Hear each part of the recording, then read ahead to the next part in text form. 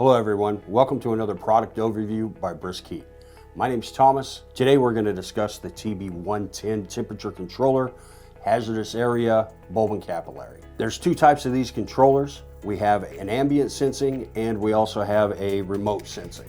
The ambient sensing itself has a little sensor, a lot shorter than this. It's 2 11/16 long, and it only has one single set point range to choose from. As opposed to the remote sensing, these you can see it's a lot longer. 10 feet is the length in total, and these come with a single, or you can purchase a dual set point range for these guys as well. The enclosure, NEMA 7 and 9, hazardous area rated, and you can see all the approvals at the bottom of the screen now.